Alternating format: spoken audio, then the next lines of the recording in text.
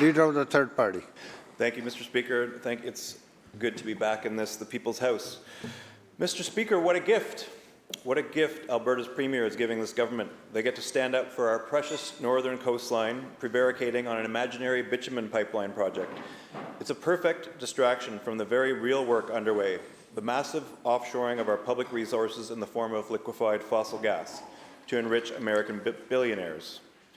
Meanwhile, gas flaring at LNG Canada is poisoning the air in Kitimat. It's only just begun, yet Northern Health has already documented asthma rates 74% higher than the provincial average, not to mention risks of lung and heart disease, cancer, preterm birth, and low birth weight that come from living in the LNG sacrifice zones. My question is for the Minister of Energy and Climate Solutions. Is he unaware of the health risks to British Columbians, or is pressure from industry lobbyists and foreign billionaires just that much more important to this government? Minister of Energy and Climate Solutions. Well, first of all, I'd say to the member that the Cedar LNG project, for example, the Silissans LNG projects, for example, are led by First Nations. And it's okay for the member to be opposed to those things or to criticize those things. It's not okay, it seems to me, to consistently efface the role of First Nations, which is significant in those projects, which is consistently happening. So I just encourage him. It's absolutely okay for him to express his view on the project. As he will know, LNG projects in BC are significantly reviewed independently by the Environmental Assessment Office in BC that address these very questions extensively. These issues are extensively dealt with and continue to be dealt with. There are conditions on each of the licenses during the construction period and thereafter to ensure the protection of communities and support for human health. I think that that continues to be the case in BC. We have, as the member will know, the lowest emission LNG projects in the world. And we have, I think, some of the most comprehensive and significant reviews to address those projects.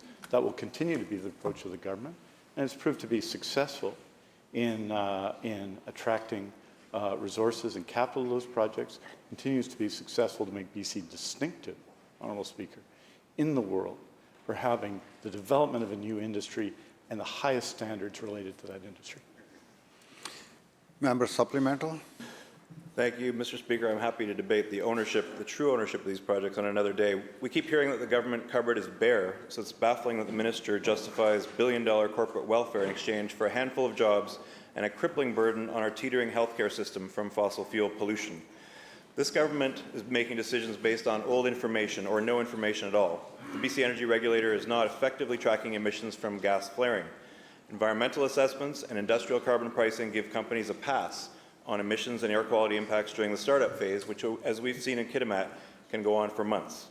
Again, for the Minister of Energy and Climate Solutions, we need a comprehensive, cumulative, and independent impact assessment and cost-benefit analysis of fracking and LNG export. Will the government fund it? Minister. What the member suggests is not the case. Kitimat has an extensive network of air quality monitors for fine particulate matter, nitrogen dioxide, sulfur dioxide, and other air contaminants, and the data is publicly available. So I think that to suggest that that's not the case, or that the extensive reviews done of LNG projects under environmental assessment haven't taken place on environmental issues is not the case. We continue, yes, and the member may say that 50,000 Canadians who worked on the first phase of LNG 1 is not a lot of jobs. Well, it's 50,000 jobs, and having met many of those workers, I can tell you that they feel very strongly about it. At the same time, people in the North Coast, nobody more than people in the North Coast, nobody more than the Haisla Nation, nobody more than the Nisga'a Nation are concerned about the environment in the North Coast. And so I think that I believe that strong environmental assessment, a process that really supports jobs in British Columbia and drives forward jobs in British Columbia is the right approach, and the evidence for that is the success of these projects and their low emissions relative to any similar projects in the world.